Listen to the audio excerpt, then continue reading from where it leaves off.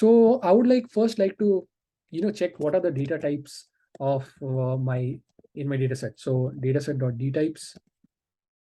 This sort of gets the overall data type of my problems here. So yeah, you can see most of it is object, int. So here the data set is fairly small. So that's why you can just do dtypes. But in case you have like a long data set, I would normally run a list comprehension where you can call this as categorical features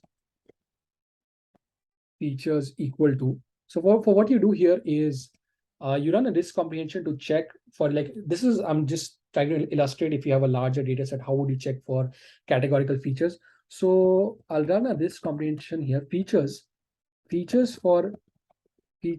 in dataset dot columns if dataset of features dot d types equal to object. So yeah, and then I'll enclose this up in a bracket. So yeah, what am I doing here? So first part, for features in dataset.columns. So it'll check for every feature in dataset.columns. If the data type of that feature is object, it is going to return that feature. So yeah, let's run this up here, and I want to output this also. So let's see what if we get. So yeah, this sort of gives us the sex, the smoker, and the region. These are our categorical features in this data set. So you would normally use this if you have a large data set and you want to iterate over the categorical features and apply sort of a encoding technique to all your features, so you can loop in through this. So yeah, we won't be using this here. So now that we have seen like sex, smoker, and region are our categorical features, we want to encode these features because your model cannot possibly understand. The model only understand numbers, so you probably have to sort of encode these values. So like if you look at the data set, what it shows, so sex is male, female, and then smoker, and then region, right? So in categorical variables, there are two kinds of categorical variables. One is nominal, one is ordinal. So ordinal, the word itself has sort of some order in it, meaning ordinal categorical variables are those where the order matters. So for example, like if you're working in a company and your designation is managing director, analyst, whatever, so then you would want to give a higher weightage to the managing director. So you would assign a number to the managing director, and you will assign 1 to the analyst. So for that cases, you can do something called label encoding or ordinal encoding, where you can like this is a domain specific use case where you can ask your stakeholder, okay, like do I assign more rank? So that way the machine will will give more weightage to the feature that has a higher priority in your data set. Whereas the other categorical variable is called nominal, where the order of the feature doesn't matter. So for example, gender, sex, you can put, or example, species, like there can be 3-4 kind of species. So for that, you can use maybe a one-hot encoding or a label encoding. You can just assign 0, 1, 2 in case your nominal category variables are binary in nature. So like we'll just look up.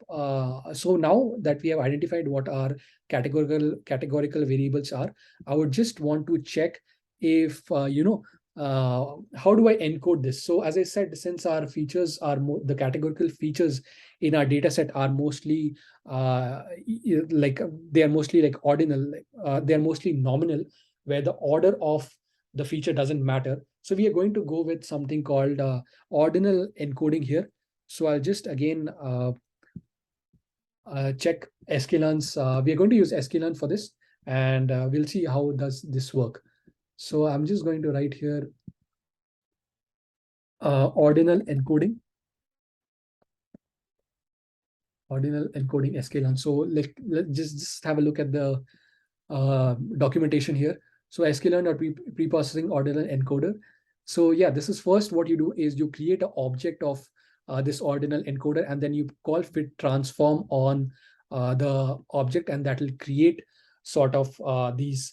It'll assign female to 3 and male to 1 depending on how it is passed. So there was a confusion that I had. Like initially I would use label encoding for coding these variables, but for sklearn recommends to use a label encoding only in the case of target features. So as you can see, encode target variables with 0 and 1.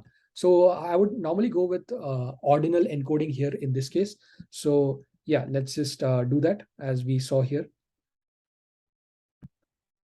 So yeah, now that we have seen the documentation, I'm just writing this from the documentation itself. So I'll create an object. First, I need to import sklearn. So I think I'll load this in my virtual environment. Pip install sklearn.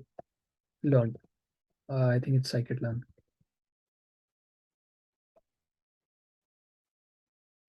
So yeah, this will probably install sklearn. Let's just wait while it does.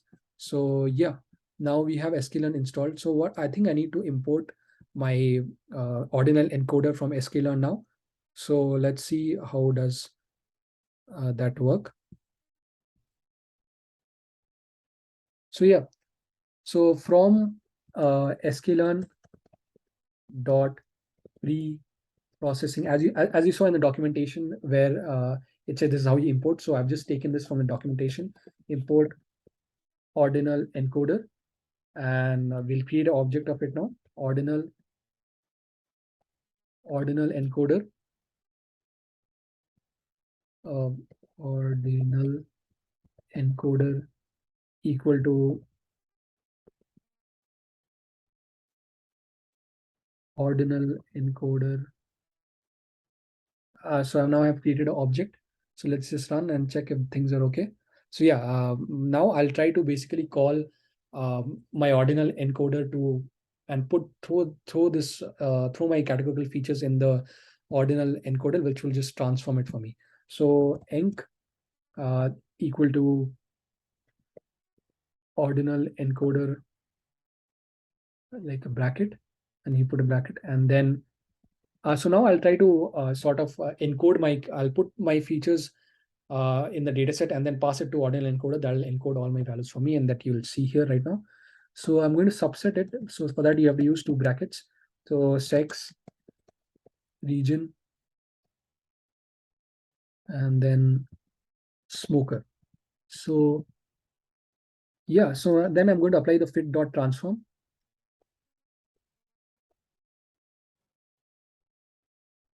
And I'm going to do the same exactly. I'm just going to copy this up from here. And I'm going to paste it, fit underscore transform. And I'm going to wrap this up in the bracket. So I think I may have missed some codes here. Same for this.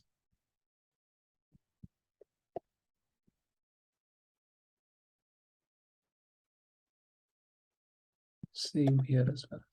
So I think now this looks good.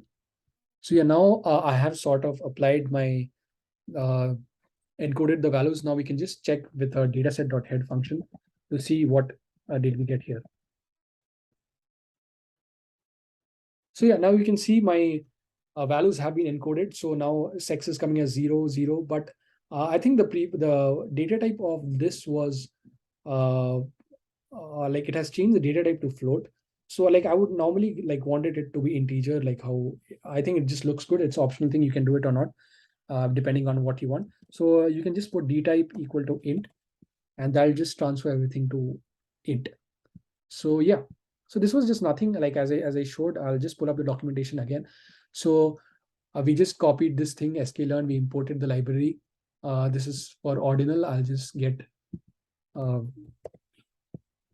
ordinal encoder sklearn. So yeah, so we imported the library like this, and then we sort of applied, like this is what we have exactly done in our code, and then we sort of applied the transform to our data set.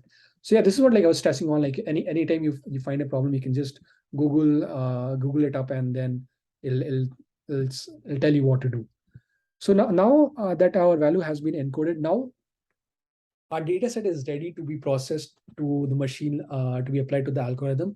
But for that, there's like now what we did is called feature engineering in machine learning terms. So we have engineered our features to be ready to be passed on to the model. Now, what one more step is we need to do something called feature selection. So like you cannot there are many techniques that can be used in the case of feature selection, where you can use variance threshold, maybe Pearson correlation, Spearman correlation. So we'll use something called Pearson correlation here. So what we are doing is basically we are checking for the features that we have here, which features is mostly highly correlated to our target feature charges. So like we'll only take features uh, for which the correlation is higher. And like this basically this is like dependent on like your domain expertise. You can ask your stakeholders what feature, what is the correlation threshold that we should keep. So depending on that, you can just choose what features to choose. So for that, I'm going to run a simple command called dataset.core. And I'm going to pass this to a heat map for better visualization. And then, yeah, I'll just pass this here. And let's see what we get. So yeah, we have got a fair idea from this heat map about what features are good, but I think I need to tweak these factors inside heat map, I believe, to get better clarity. But I don't think I'll do that. I'll just probably visualize this numerically. So for that, what we can do is I'll do a dataset.core and check what does this give me. So yeah, it gives me, I just want it with respect to charges. So what I'll do, I'll just put charges here, and I'll do sort values so that I can check which feature is most related to my uh, predictor value, which is charges. So yeah, now this looks much better than this graph. Like I think I need to tweak some factors to get a better visualization, but we'll just go ahead with this. So we can see like region has a negative correlation, so it is highly likely that we should drop this. Same with sex, it has 0.05, children 0.06. So like we'll set a threshold, like depending on what your stakeholders say, or this mostly comes with domain expertise. So yeah, like as you can see, charges to charges, it has a maximum correlation because we are correlating with respect to charges. So this is one good feature selection technique that you can use. There's something else called variance threshold in sklearn, which I'll just show it to you now. So variance threshold sklearn. So yeah, let's just see what it says. So feature selector that removes all low variance features. So suppose you have features where the spread of the data in that feature is very minimal. You are most likely, it would make sense to drop that features because it won't have much impact on the model. So here we supply called threshold equal to 0, which meaning we are setting the like the variance to 0. If that feature has 0 variance, you put as 0, or maybe you can put it to 1 or 2 depending on what the requirements of your project are. So let's see how is this implemented. You first create a import variance threshold, and then yeah, you just fit transform and pass it. And then you use some parameters like get params, it gets the parameters for the estimator, meaning the model that you're going to use. Get support. I think we'll go with get support. It sort of tells whether there is a correlation or not. So if the value is false, it means that your features are uh, like constant, like the variance is constant. If it's true, it means that it's not. So that is what we are going to use here. So let's get back to our notebook. Yes. So like as we saw in the documentation, we're just going to import sklearn dot feature selection, import variance threshold. We're going to create an object of it as given in the documentation. Variance underscore thresh equal to variance threshold, and we'll set the threshold to 0. And we'll call fit on our variance threshold object to check whether uh, our to check what is the is that particular feature, does it have a constant variance, meaning is the variance zero as we have set in our threshold. So yeah, the object is created now, and I would just like to get like as I said, using variance threshold, the get support function that was there in the documentation. Using that, will tell you if that feature had a constant variance or not. So variance thresh dot get underscore support. So yeah, let's see. So yeah, like for this particular problem, we are getting all the values to true, meaning none of our features have constant variance. So probably we would be likely going with the features, uh, all the features here if we go by variance threshold. But yeah, suppose if you're doing with a larger data set, and you can run loops around it to just to check for each feature whether the variance is zero, and you can just omit that feature. So this is also a good feature selection technique. There are many other feature selection techniques that will that are there, and we'll probably discuss in the upcoming videos while I try to get in a bigger data set.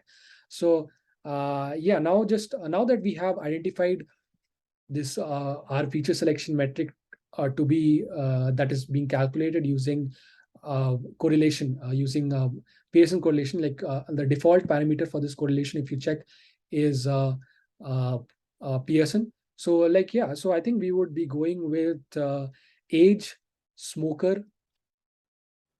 Age is highly correlated, smoker is also highly correlated, and BMI. So like as I said, this depends totally on domain expertise. What is the threshold that you want to keep for the correlation? So yes, let's just start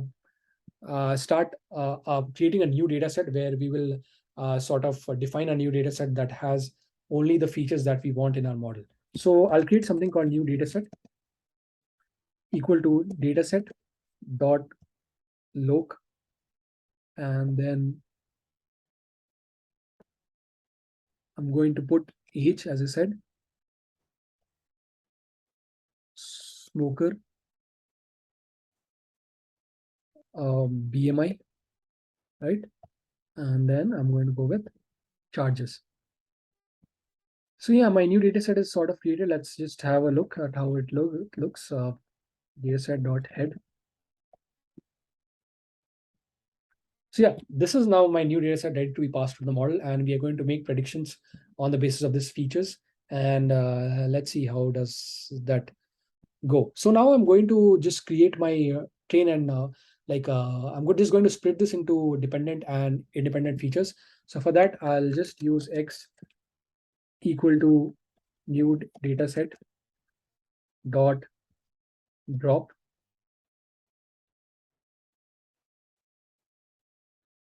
So I'm going to drop charges, of course, because that is my dependent features. I mean, I'm going to pass that to my x. So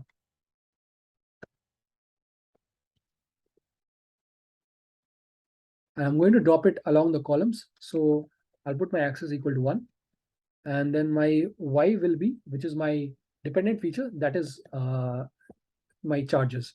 So new dataset dot charges. So yeah, this is my x and y. So yeah, this looks good.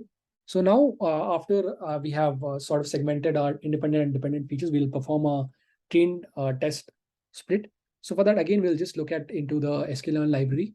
So we'll just do train test split sklearn. So yeah, this is what you do here. You first sklearn.model selection, you import the train test split, and then you sort of pass your train and test values that you've just created, and you perform the train test split here. So I'm just going to, I think I'll just copy this up here so that I can use it. And I also, yeah, let's just go back to the notebook and I'll paste it there.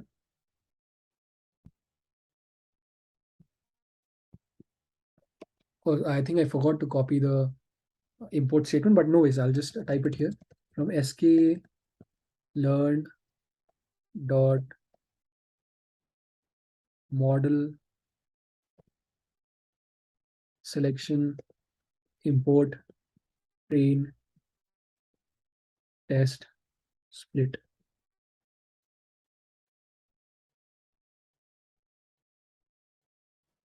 Yeah, so I'll probably set my test size to 0.30 and random state to 42. So yeah, that now my train test splits are created. Uh, let's just have a look just to check if we are on the right track. X underscore train. Yes, this looks good. And then probably let me just also check Y train. Yeah. So now we have our X train, Y train sort of segmented. And now one more step that comes here before passing it to the model is called feature scaling. So why do we need to perform feature scaling? I'll just probably like get a whiteboard here to just sort of illustrate this. Just a second. What do we have here? Okay. So what are we essentially doing in linear regression is, so suppose we have our y here and x here, so just pardon the bad handwriting. So we are in a linear regression. What does the model do? A model just basically you pass the model a data set which is called you first train the model on data set, and the model trains on the dataset using a hypothesis. Hypothesis meaning using a best fit line in the case of linear regression. And after training on the dataset, once the new dataset comes, the model is going to predict the y values for you. So here in the case of linear regression, like you have you draw a straight line to your data. So suppose my points are here, 1 point is here, 1 point is here, 1 point is here, 1 point is here. So the main goal of getting a train test split is like the distances between the sum of squares of distances between these points should be minimum. So like do you see the points on this line are my predicted points, and these points are my actual points.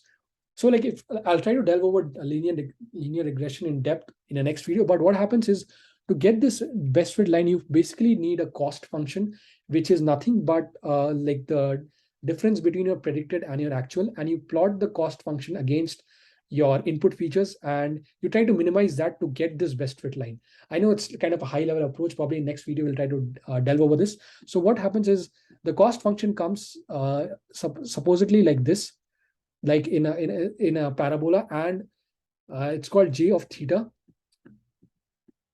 and here you have your theta one, which is from your input feature. So you want theta one to converge to this global minima as you want it to converge in this, and the convergence should be faster enough so that your model works quickly.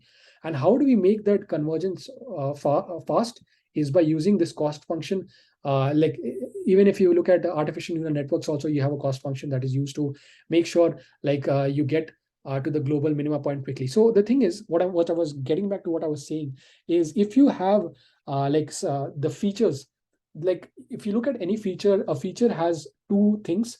One is magnitude, and another is the direction. So like if you look at like for scalar and vector features, if you look at the features that we have, one is age, one is BMI, that has 1 unit.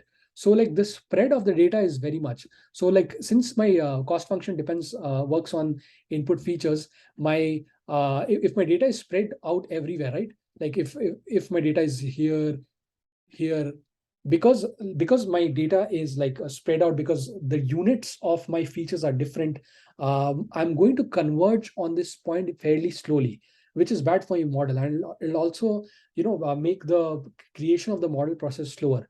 So for that only we use something called feature scaling, so that all my features that are there, they converge on this point quickly.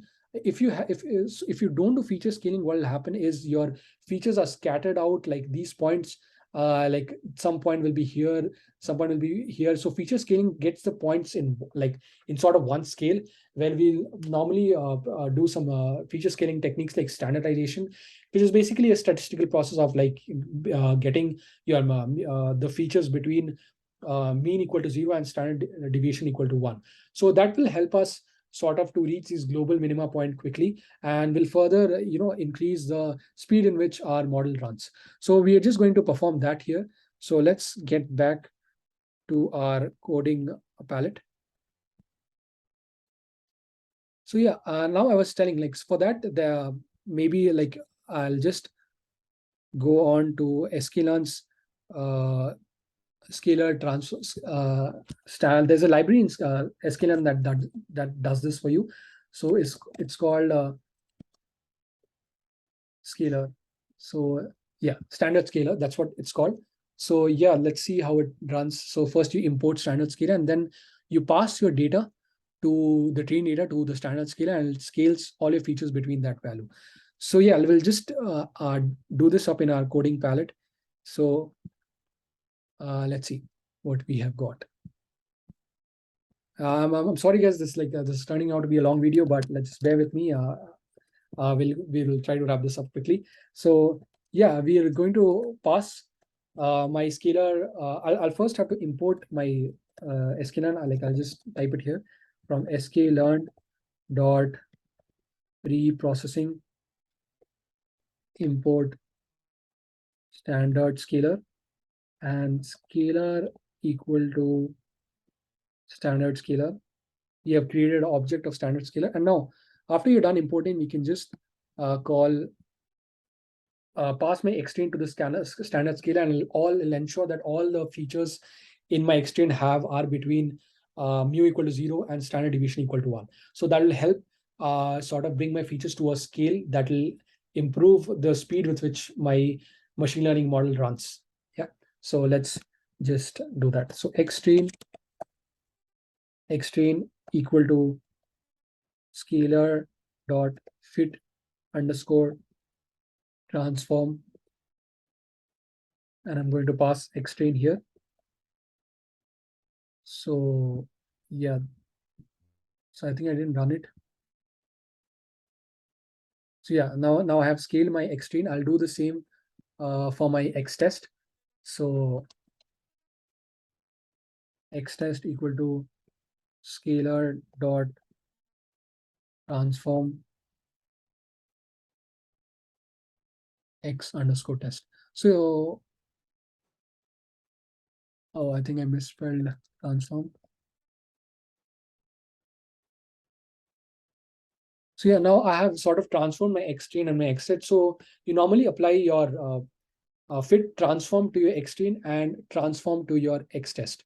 So yeah, now that my feature is now my features are scaled, my model is now perfectly ready to be created.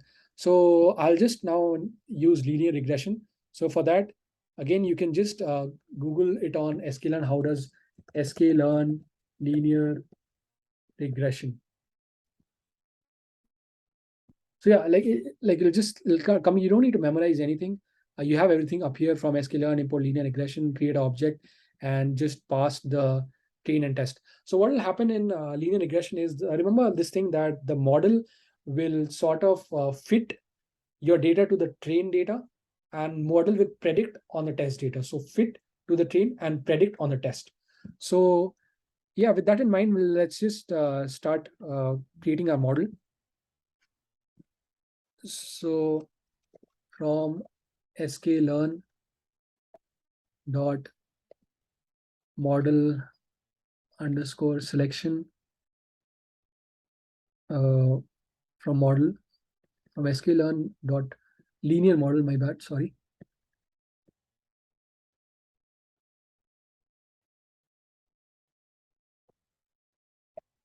Now linear model import linear regression, and we'll also import some metrics to calculate the accuracy of the model. So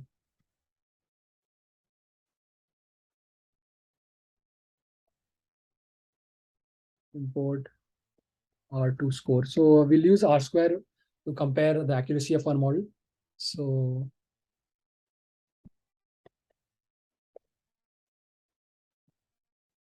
and then we'll create like as we have seen, like just how we do for scalar, like we'll just create an object of linear regression first. We'll call it linear reg, and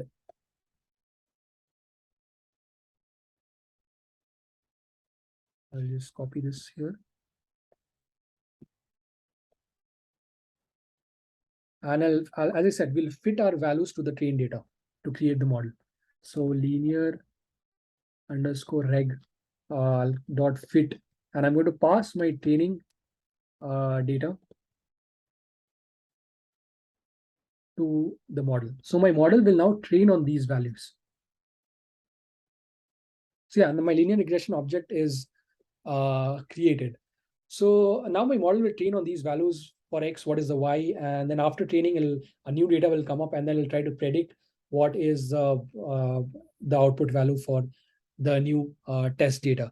So one more thing I wanted to say is for judging the accuracy of the model, here what we did is when we were doing a train test split, we did something called a random state, which is 42, which we can put it as anything. So when you finally get the accuracy for your train data, this accuracy can fluctuate on the basis of random state. I'll just show it to you when I actually get the accuracy, because the the split of the train and test is happening randomly. So like you have a data set where suppose, like, let me just show it to you by drawing it. So I'll just get my whiteboard here.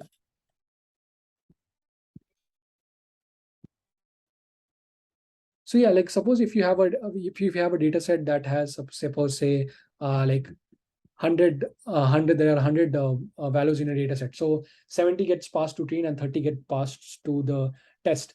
So like what you do, like if you have, suppose if you have like a larger test data, then you'll be able to assess the accuracy of your model more in a more better way.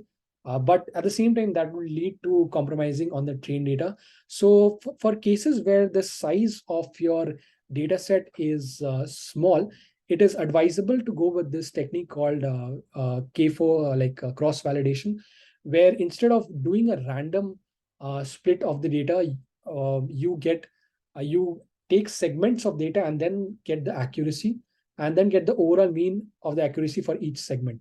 So I'll just try to explain it here. So suppose you have a data set with 100 rows, and you set the k-fold value to suppose 5. So that will take first 20 by 5 by 20. So like the first test value will be these 20 elements, and these all will be trained. These all will be test. So it'll get the accuracy for this experiment. Then again, the next iteration will proceed to. So now we'll have the next 20 data points, and these data points will be test, and this will be trained, and this will also be trained. So again, my model will get the accuracy for this metric again. So it'll do this consecutively for 5 times, and then it'll get you the mean of the accuracy for your model. So I think this is a good technique to go with when you have a fairly small data set, because like when you're splitting your data set by random state, what can happen is sometimes just by just due to some factors, like the data that went to the test is entirely different from what is in the train. Like this is a one-in-one scenario that can happen, but it can pretty much happen. So in that case, the model will sort of not give you good predictions, because the difference between the train and test is entirely different, because you are splitting the data randomly, and randomness or entropy works best when the amount of data is large. So only when the amount of data is large, you get that in a uniformity in the splitting. So whenever your data set is small, it's better to go with cross validation to compare accuracies of your model. So this is what we're going to do here. So like for cross validation, you can again just go to sklearn and check sklearn cross validation. And yeah, so this is how it works. Yeah, evaluating estimator performance.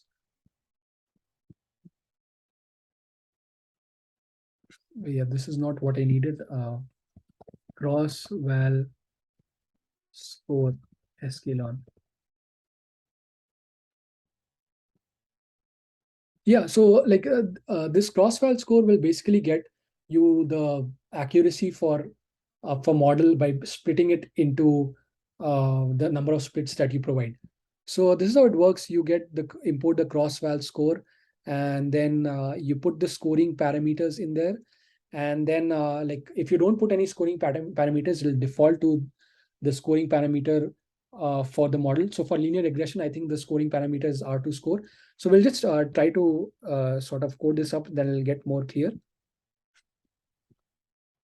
So yes. So yeah, I'm just going to import cross-val score. So from sklearn dot model underscore selection import cross-val score, and we'll get the cross-val score for our model. So we'll pass linear reg as we had created, and we'll need to pass the X train, Y train, and we'll do it for 5 experiments. So all these factors, like if you see, it's right here in the cross-val parameter. You can get it from sklearn, you can see it right in this editor. So yeah, like there is a parameter called scoring also inside cross-val score that you can provide. But you can provide like there are different parameters for evaluating model metrics. Let me just show that to you. So sklearn model performance. Yeah. So yeah, here you can see in this document where like you can, for regression, these are the parametrics where your model is scored on negative mean squared error, R2 square. So I think the default is R2 square. So I think we'll probably go with that. So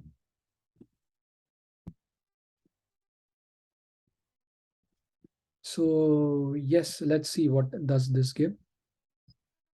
So yeah, as you can see, like you have got now, as I was saying, for each experiment, it'll get you the accuracies. So instead of just if you're working on a small data set, you can't, like if you tell the accuracy by doing a random plain test split, it won't present a good a picture to your stakeholder. But instead, if you go and tell him that, okay, I performed cross validation and these are the accuracies I'm getting. So you can even get the minimum accuracy and the maximum accuracy as well, or you can even do like a mean of these accuracies. So yeah, like, and then you can get the mean accuracy of these 5 values as well by doing some manipulation using NumPy. So I'll leave that to you guys.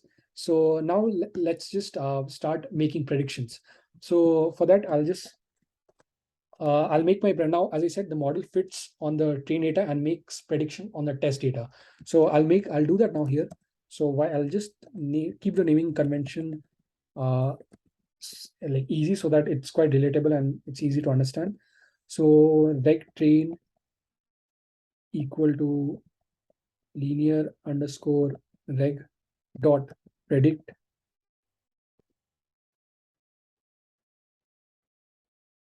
x underscore train.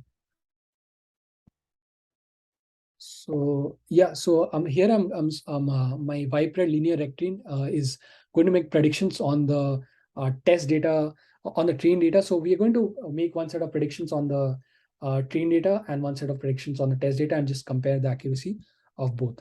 So yeah, I have stuff written here so that I can wrap this up quickly. So I'll just go over it with you guys.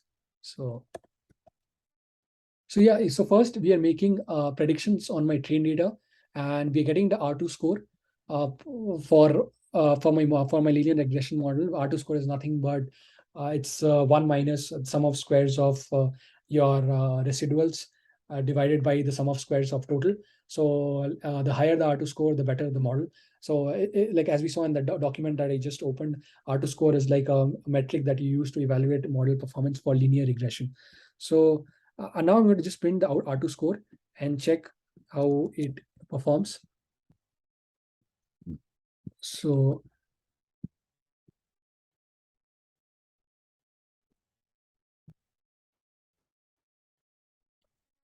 I think we have run into some error here. So just a second. R2 score linear reg train is not defined.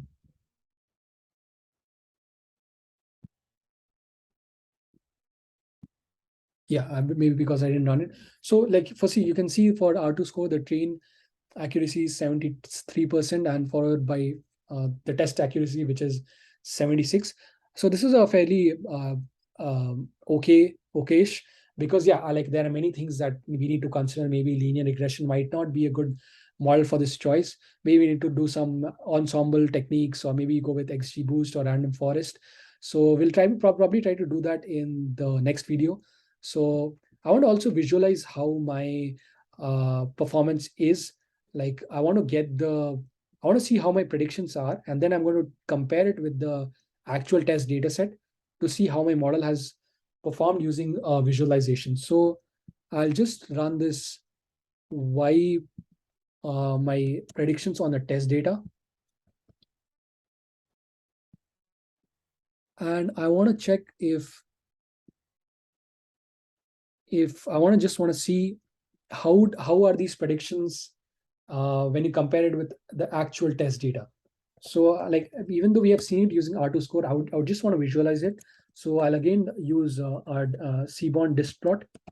So sns.diskplot, I'll pass my ypred linear reg test here, which is my predictions on the test data, and I'll get the difference of my actual test data to compare how my predictions have fared when comparing with the test data. So minus y test, and I'll put again the kind equal to KDE, which will sort of get me that probability distribution function curve that makes the figure more clear. I think it's y underscore test. So as you can see, yeah, from this figure, we can see the majority of the values, the higher density of the values is in zero area, but there are some outliers where the difference is sort of high. So maybe like this gives us a good hint that linear regression might not be the best model. We should be going with some other models as well. So maybe for the next video, I can sort of implement other models, including random forest, decision tree regression, KNN regression, to check and compare what the overall accuracy is and which model performs better. So yeah, I think that was it for this analysis of this video. I know it went kind of too long, but I sort of wanted to, actually code this up in front of you so that how it is actually performed when you're working on a project. So like yeah, so I think that practice is really helpful, and I think it will help the community more. So, like we learned from this video, we learned some good data analysis techniques. We learned about some good graphs. We learned some good feature selection techniques. We learned about some techniques like cross validation, where if you have a small data set, you create like you have a for cross validation, like there is one confusing term that like I personally have gotten a lot of commotion about it, is what is validation data. So I see validation data is when you want to create a test data within your train data, that you call that validation data. So that is what is happening in cross validation, where you have, suppose, a data set and you have 100 elements in the data set. So you for the first experiment, you take 20 as your validation data and the rest as your train data. And that is how you can distinguish between validation, train, and test, where test is your final data where you will be testing your model on. That is totally different. Whereas validation data is something that you create inside your train data to check the overall accuracy. So this is something that how I understand it, and it makes it easy. So yeah, we then learned about some scaling techniques. Like when do you need to apply scaling techniques, like even for deep learning, wherever you want to converge, make that convergence factor like happen fast, so that your gradient descent converges fastly. That reduces the time taken for your model to run. So yeah, we learned those techniques. We saw how linear regression is implemented. We just openly, like we have seen, everything is out there on sklearn. You just copy paste and you create an object of the model. You fit your model to the train data, and you predict on the test data. And yeah, then we finally get a distribution plot to visualize. So I really hope that you enjoyed this video. Let me know if you have any feedback on this video, and if you have any ideas for more content that you would want me to put in the field of data science, I would be happy to share them. And yeah, thanks for being there for this time. I really appreciate your time, and I'll see you in the next video. Thanks. Bye-bye.